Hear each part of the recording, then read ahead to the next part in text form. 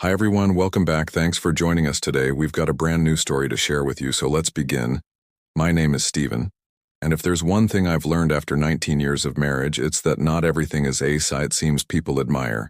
Marriages from the outside, they see the family pictures, the anniversary post, the smiles at dinner parties, and they assume it's all built on love and trust. But what they don't realize is that some marriages too, many in fact, are built on secrets and lies.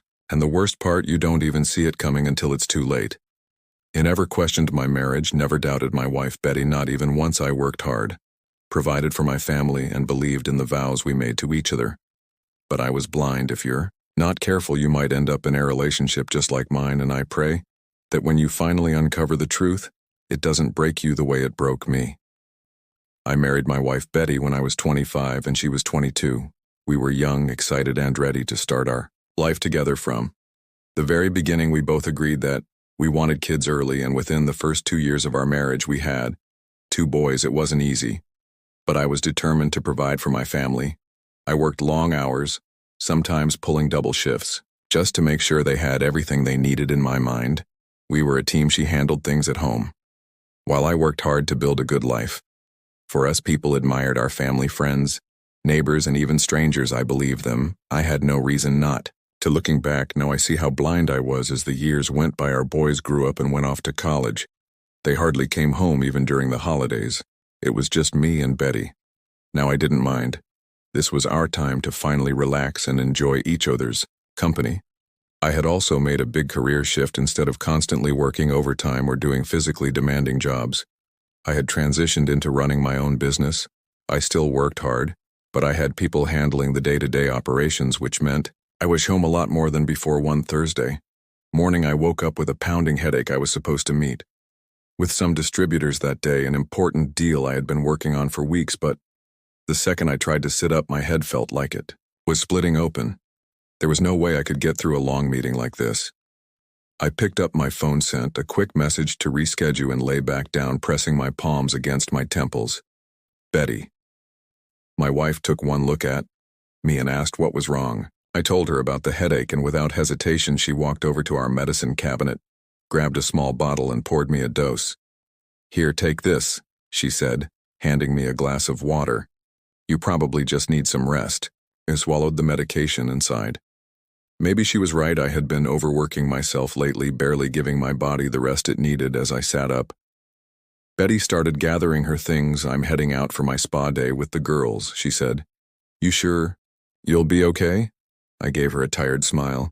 "Yeah, I'll be fine. Go enjoy yourself." She leaned down, kissed my forehead, and walked toward the door. I watched as she grabbed her purse, adjusted her hair in the hallway mirror, and then disappeared out the front door. A few moments later, I heard the car engine start, and then she was gone. I sat there for a while, waiting for the medicine to kick in. After about 20 minutes, the pain dulled to a manageable throb, and I figured I might as well use this unexpected free time for something productive. There was one thing I had been avoiding for months: the garage. It had become a dumping ground for anything and everything we didn't have space for inside the house. Old furniture, boxes we never unpacked when we moved in, random junk that I kept telling myself I'd sort through one day. Well, today was that day. I grabbed a bottle of water, slipped on an old shirt, and made my way downstairs. The moment I opened the garage door, I washed it with a musty smell of dust and aged cardboard. This is going to be a long task, but at least it would keep me busy. Little did I know that within the next few hours my entire world was about to come crashing down. I started with the bigger boxes first. Most of them were filled with things we had no use for anymore. One box was packed with old toys my boys used to play with when they were little. I set the box aside. Maybe I'd donate the toys to charity. Some kid out there could still find joy in them. Next, I pulled out a worn-out bag filled with books. There were all kinds: fairy tale collections, textbooks, novels Betty and I'd probably bought years ago and forgotten about. I flipped through a few of them, reminiscing about when we used to read to the boys before bed. But then, at the bottom of the bag, something else caught my eye. A small leather-bound journal. It was old, the edges of the pages slightly yellowed, the cover worn down like it had been handled many times. Over the years, I knew right away it belonged to Betty. There was something familiar about it, even though I had never seen it before. My first thought was that it had to be from the early years of our marriage. I turned it over in my hands, running my fingers over the creases on the cover. A part of me hesitated. This was personal. A journal is where someone writes their deepest thoughts, their secrets, their emotions. But another part of me, stronger, more curious, wanted to know what had Betty been thinking back. Then what kind of things had she written about? After all, we had been married for 19 years. What harm could there be in looking so? I opened it, and with that simple action, my world would start to crack open. The early pages were innocent, simple reflections. On our early days of marriage, Betty had written about our first home, our weekend outings, and the little things that made her happy. She described my long work hours and how she missed me when I was gone. It felt like a time capsule of our younger years, a reminder of when life was simpler. But then as I turned another page, the tone changed. I saw an entry where she wrote about our first child. At first, it seemed like a normal entry. She described them a minute. She realized she was pregnant. How she woke up with nausea and couldn't keep food down. She said she was confused when she found out she was pregnant. Confused, that word didn't make sense to me at first. Why would she be confused? We'd planned for kids. We had talked about it then. In the next line, she wrote that, when she had her first morning sickness, she was already 3 weeks in, but we had only been together a week before that. I stopped breathing for a moment. My eyes locked on the words she had encouraged me to go unprotected, acting as if we were just following our plan. But the truth was, she already knew. She knew the baby wasn't mine. As I turned the pages, he had written more details that crushed my heart. She admitted that after realizing she was pregnant, she reached out to the real father. She told him her plan to let me believe the baby was mine. And he agreed. He didn't fight it, didn't demand his rights as a father. He simply told her he wanted to be part of the child's life down the road. That was it. A deal made behind my back, a lifetime of deception sealed before I even knew what was happening. I felt sick once again, recalling I've spent 19 years loving Asen. I thought was mine. 19 years off fatherhood built on a lie, my world spoonas. I struggled to breathe. I needed to know if this was a one-time thing. I flipped through the pages searching for anything about our second child. And there it was. She had written about him too. But this time, her words were different. She admitted that he was mine. She had been careful this time, but that knowledge didn't comfort me. If anything, it made things worse. She had played God with my life, deciding what truths I was allowed to know. I couldn't take it anymore. The headache, which had started to fade earlier, came crashing back with full force. I couldn't focus, so without another thought, I stumbled to the living room and dropped the journal onto the table. I sat down, staring at the ceiling, trying to process everything. My entire marriage had been built on a lie, and I'd been too blind, too trusting to ever see it. After a couple of hours of sitting in that living room, I heard the sound of Betty's car pulling into the driveway. I didn't know what I was feeling anymore. Anger, confusion, betrayal. Maybe all of them mixed together. She came in chatting about how the garage was a mess, how boxes were open all over the place. She didn't notice the journal at first, but the second her gaze landed on that book, I saw her face go pale. There was no denying it anymore. She knew. The secret was out. For a moment, it felt like everything in the room had paused, just the two of us staring at each other. In silence, I didn't know how to make sense of what I was feeling inside, but she fainted right there in front of me, dropping like a ragged doll onto the floor. I jumped up and poured cold water on her face, desperate to bring her back. To reality, she stirred after a few seconds, blinking and groaning as her eyes fluttered open when she saw me.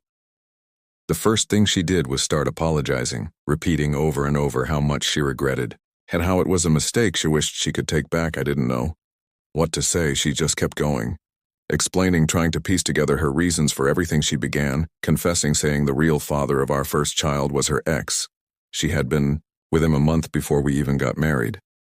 When she found out she was pregnant, she saw an opportunity to cover it all up. She thought if she pretended I was the father, nobody would find out, and her life would stay intact. She said she'd used my love and trust to hide what she'd done. I couldn't believe it. This whole time, these whole 19 years, I had been raising a child that wasn't mine. And she had been so sure I'd never find out. She kept apologizing. I didn't know how to react to all of it. I just stared at her. I had trusted her for 19 years. And she had been lying to me all this time. The days after I found out the truth were some of the most silent and confusing days of my life. I found myself waking up going through the motions and doing everything I could to avoid facing the woman I had shared almost 2 decades with. I buried myself in work. Like never before, I started leaving the house earlier, coming home later and filling my hours with anything that didn't involve talking to her or being in the same room. I didn't know what to say, and even if I did, I wasn't sure I wanted to say it to her. Meanwhile, Betty was trying hard to fix what she had broken. She became overly nice, overly helpful, like suddenly remembering how Toby, the perfect wife, after about a month of walking around the house like two strangers, I realized this couldn't go on. No matter how much I wished I could pretend none of this had happened, the trust we once had was gone. Once trust is gone, the marriage has no ground to stand in. I told her I wanted a divorce, that I couldn't keep pretending that I deserved peace, but instead of accepting the truth, she flipped, said she wouldn't walk away with nothing after giving me her best years, claimed she had no money, no backup, and won a share of everything, my business, the house, the savings. She wanted to fight it out in court. That was the last straw for me. You lied to me for 19 years. Let me raise another man's son. And now you want to take from me too. So I hired a private investigator. I needed the full picture. Something to protect myself in court. Within a few weeks, the investigator came back with proof that Betty had never really cut ties with the boy's real father. They had stayed in contact behind my back all these years. That was when I ordered DNA tests for both boys. The results confirmed everything. The first son wasn't mine, only the second one was. We live in Florida, and I wasn't about to walk away from this without standing up for myself with the PI's findings. The DNA results and that journal she had written all those years ago. I took her to court for paternity fraud, and this time I won. The court granted me compensation, recognizing the deception and emotional damage I had endured. Betty, she walked away with almost nothing. She burned through what little settlement she had gotten from the divorce on legal fees and still owed me part of the compensation. The court ruled she had to pay. Now she's begging the court to give her more time to pay. All I ever did was love her, work hard for our family, and trust her. She took all of that for granted. You see, even after finding out he wasn't my biological child, I couldn't just switch off 19 years of love and memories in every way that matters. I was his father, and to him I was dad, not a man who just happened to live in the same house, but someone he looked up to and trusted. So when he found out the truth about Betty's betrayal, it didn't just break me. It broke him too. He was devastated, not because of the DNA test, but because his entire foundation of family was shaken. He couldn't understand how his own mother could lie to him for so long, and it wasn't just the lie itself. It was how deep and deliberate it was. She knew and made that choice. My younger son, the one I found out was biologically mine, kept his distance from her as well. In the end, Betty lost everything: no husband, no money, because whatever she fought to gain in court went straight to legal fees and debts. And worse, she gets no respect from her children. She thought she could lie and still keep her family. But the truth has a way of burning everything down when it's buried for too long, you know. I've had a lot of time to think about everything that happened. Betty begged when she realized I had found her journal. She cried like a child and painted herself as a confused young woman who didn't know what she was doing. Back then, I had every intention of fending things quietly. I didn't want to drag her through the mud. I didn't want the neighbors or even our boys to see her differently. I just wanted out with as little damage as possible. After all, we had almost 2 decades together. Even if it was all a lie, it still counted for something in my heart. But then she flipped the moment she realized that I was serious about leaving. Her desperation turned into something else: selfishness, greed. She stopped apologizing and started demanding. Suddenly, she wanted more than half of everything. She refused to settle out of court. She acted like she was the one being wronged. That part hurt more than I can explain. She wasn't sorry. She was only sorry she got caught. She gambled everything, thinking she could squeeze more out of me, but that greed cost her everything. She lost the marriage, lost the respect, and lost the boys. She was drowning in legal debt and having to pay me compensation for all those years of deception. All of this could have ended quietly with a bit of dignity left, but she chose the road of selfishness, and that road left her with nothing. Now I want to share things I've learned from this whole experience, things I wish someone had told me when I was 25. First, be careful whom you marry. It sounds simple, but it's not. Don't marry based on charm or how happy they make you feel. When things are good, pay attention to their values, watch how they handle truth, responsibility, and pressure, because if they fail in those areas, one day you'll be the one paying for it. Second, lies can live long, but the truth eventually catches up. For 19 years, I lived a lie, but the truth came out in a journal from a box in the garage. Truth always finds its way, so if you're hiding something, don't fool yourself, it will come to light. And if you sense something is off in your relationship, don't ignore your instincts forever. Third, love does not erase betrayal. I loved Betty. I gave her everything, my trust, my loyalty, my youth. But when I read that journal, all that love couldn't erase the betrayal. Love is powerful, yes, but it doesn't fix wounds that come from deception. Don't let love blind you to the pain that you have every right to walk away from. Lastly, forgiveness does not mean staying. A lot of people mix those two up. I forgave Betty not for her sake, but for mine. I didn't want to carry that bitterness in my chest. But that didn't mean I had to stay with her sometimes. Walking away is the real healing. Staying might only reopen the wound every single day. So that's my story, my reality. I hope you never go through what I did, but if you ever find yourself in a similar situation, remember what I said.